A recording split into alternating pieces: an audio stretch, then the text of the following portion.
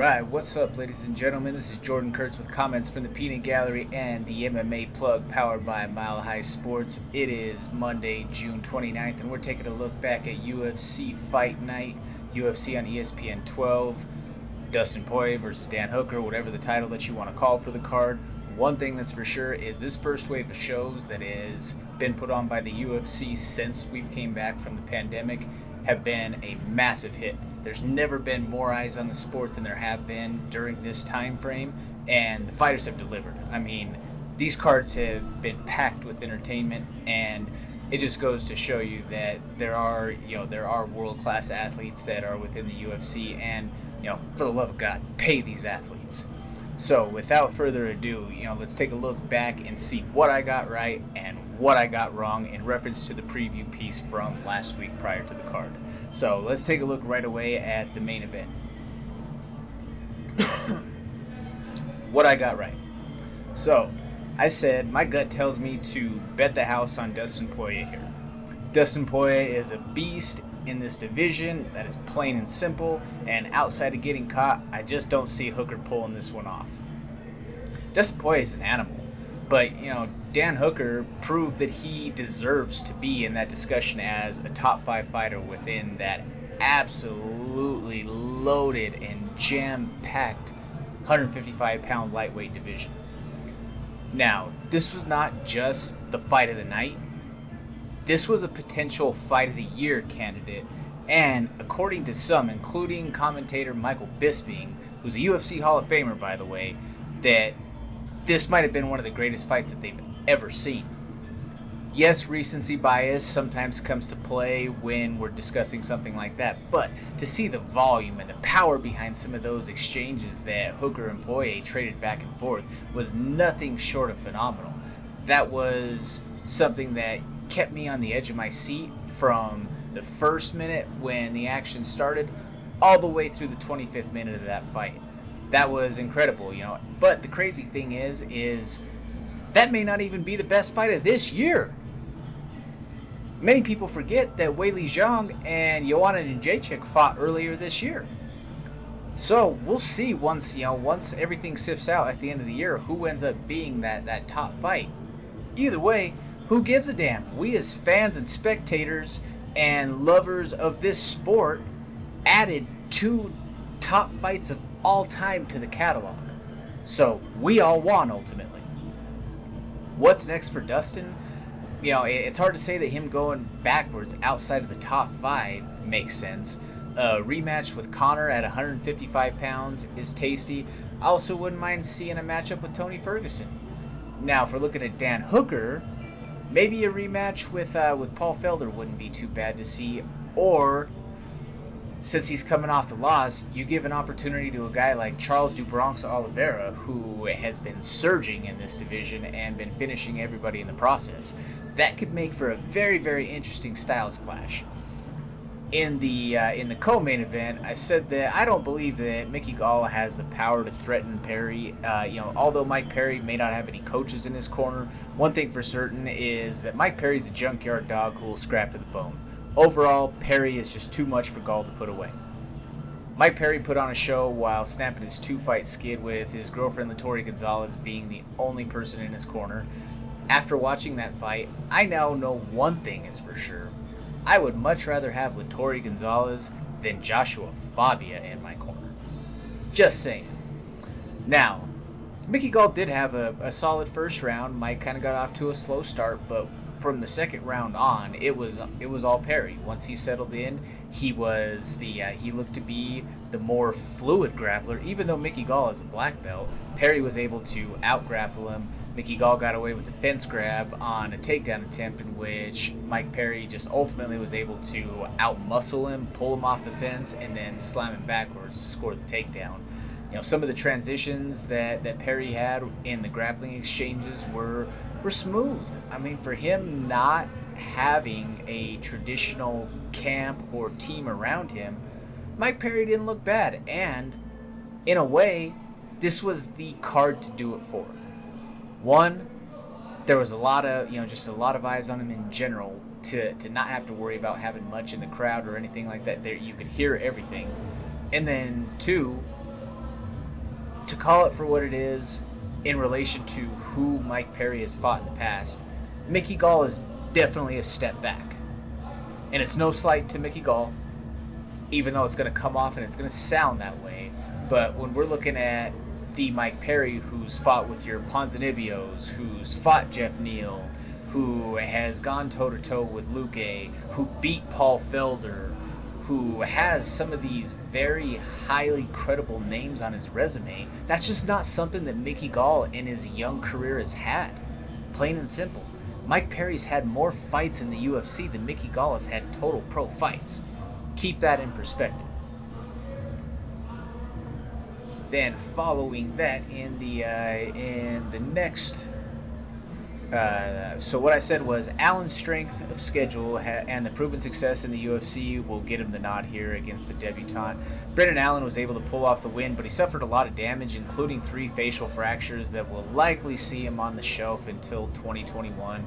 This was a fun and bloody fight to watch. There was a lot of grappling, some good ground and pound. Like I say, a lot of damage back and forth between the two guys.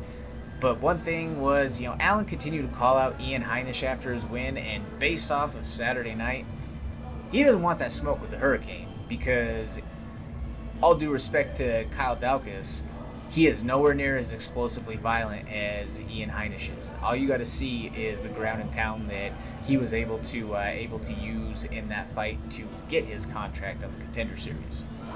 Just different levels to it. If we're looking at the next matchup, that was Maurice the Crochet Boss against Gian Villante. I said look for the Crochet Boss to bounce back in a big way against Villante. Big Mo pulled off one of the more interesting submissions in MMA. It was basically like a modified head and arm from the bottom, which was just kind of weird to see. But then again, when you're 6'7" and you have forearms that are extremely long with bones that can be very constricting if you have the right grip. I've experienced it myself, unfortunately, getting choked out by Mo when he was training here still in Denver. But Villante had pretty much, he hurt Mo early in the third round, or earlier on in that third round, and then he emptied the tank trying to go for the finish. To Mo's credit, he was able to do enough defending himself for the fight to still continue without being stopped, and then he found the opportunity once Villante ended up burning himself out to grab on and secure the choke and submission. Nothing but respect for Gian Villante in that fight. He actually, he looked not too bad despite his physical appearance. Keep in mind his last fight was literally 50 pounds less than what he weighed in. He weighed in at 255. This was his first fight since coming up from the 205-pound division. I then also said, if you're feeling froggy, a couple of bucks on the underdog, the vet Julian Erosa could have a high return. So, looking at it from the outside in, this was maybe the last chance for the promotion, or with the promotion that Juicy J Julian Erosa had, given that he's already had a couple of opportunities before that just didn't end up playing out the way that he would have liked to have seen. He is a durable, scrappy vet. He's got more than 30 fights in his pro career. He was hurt badly in the first, but he was ultimately able to recover and then just pull some tricks out of the bag to outlast the young gunner in Sean Woodson. Sean Woodson saw his first professional loss. He boxed up Erosa right away. He comes from a very strong and highly accredited boxing background. We did see, a little bit of the advantage on the clinch side of things go to Erosa. As long as Woodson can continue to improve with some of those minor aspects of his game, his boxing is going to continue to propel him up the rankings within the division. It's just something that's going to take some time to continue to put all the pieces together. He did show a lot of solid skill and promise. Congratulations to Juicy J for going out there, being hungry, having a sense of urgency, recognizing what was on the line and what the stakes were, and getting it done. Said that even though Luis Pena comes in as the favorite do not ever count Kama Worthy out of a fist fight. I like the upset in this one. Kama the Death Star Worthy is the upset master right now. In his 2 fights in the UFC, he has been the heavy underdog in each of those 2 matchups, and he's pulled off the finish in each of those. This last weekend against Luis Pena, he pulled off a guillotine, which if you had the foresight to think that he would pull off the submission and bet on that as well, your pocketbook is looking fat right now, because the last time that I saw, that was a couple thousand to 1 odds for that to happen. So if you got that, congratulations to you. Before this fight, Pena switched camps from AKA down to American Top Team. Who knows if maybe the shift in focus from grappling or what might have gone between the camps, who knows if that played a factor. Josh Thompson, his former teammate out at AKA and host of the Weighing In podcast alongside Big John McCarthy, seemed to think that that might have been something that could have been addressed by the coaching at AKA. But at the end of the day, who knows? It was deep in the fight in the 3rd round. You never know. Never know if that was an actual factor or not. Moving along to Kay Hansen and Jinnu Frey, I said that Hansen is a physically stronger fighter with solid technical experience on the ground, with a combination of 5 finishes coming by either submission or ground and pound. I'm leaning towards the fighter who's used to carrying the weight. At just 20 years old, Kay Hansen produced a submission finish in her UFC debut in the 3rd round. Now, it was a pretty even contest through the first 2 rounds. First round, I believe, was Frey. Second round goes to Hansen. In the 3rd round, Frey, who was the former Invicta Atomweight champion, came off the stool with a sense of urgency and started to put it to Hansen right away. However, the young Hansen showed that she was durable enough to walk down, or to walk Frey down through the storm of striking, and even despite being cut up and bleeding, she was able to gain the distance, close the distance, secure the takedown, and finish her with an armbar.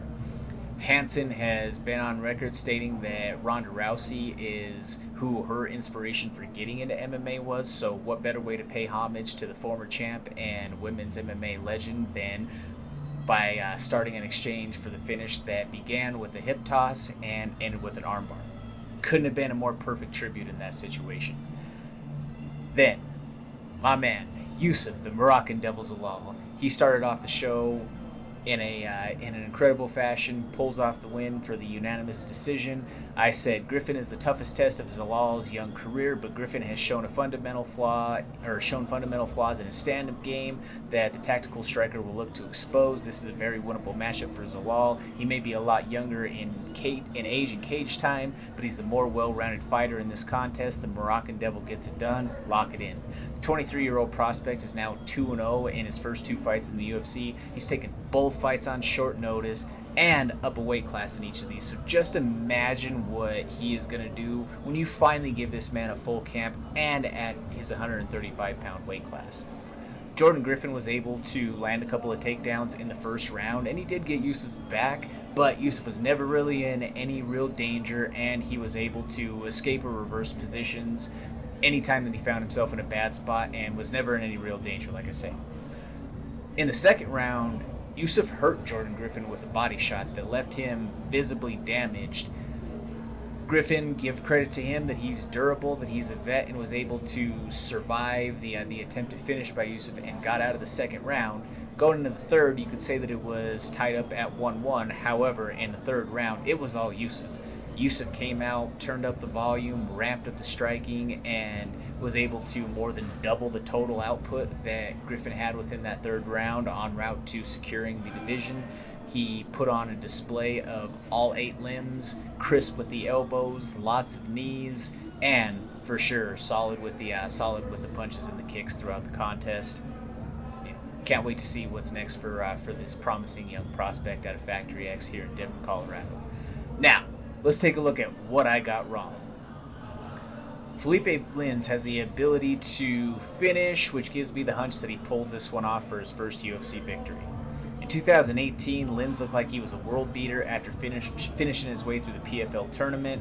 2 fights into the UFC, he's 0-2 and was knocked out in devastating fashion by Tanner Boser.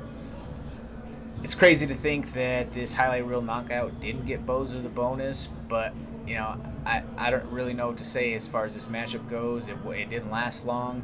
Boser called out the Crochet Boss. The Crochet Boss said he is willing to take that matchup, so we'll see if that ends up playing out August and September. Following that, I said this is a great matchup for the short notice fill-in and UFC debutant Jason Witt. As long as Witt can get his hands on Takashi Sato, I like him in this matchup. Now, Witt does have great grappling. The only problem was he wasn't able to get a hand on Sato, and Sato hit him with the bink bink right away that was right on the money, which sent him to the canvas in that opening exchange. And Witt was never able to recover in that scramble before stoppage of the action was called. Quick, it was within a minute. Shout out to Jason Witt for taking the fight on a day's notice. Got the call the day before at 12:30. Showed up in Vegas to start the medical process at 2:30. You can't say anything more in terms of the respect factor for Jason Witt on coming through on there.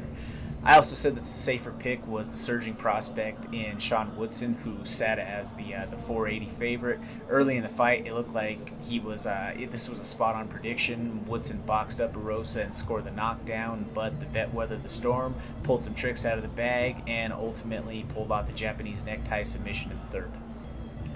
As far as moneyline picks go, I hit on 70% of the money line. I hit Poirier, Perry, Green, Allen, Worthy, Hansen, and Zalal. I missed on Witt, Woodson, and Lins. The UFC takes this weekend off, and we'll be back on July 11th for UFC 251, packed with 3 title fights for the first show in the new Fight Island setup. I'm Jordan Kurtz with comments from the Peanut Gallery and the MMA Plug, powered by Mile High Sports. Thank you for tuning in.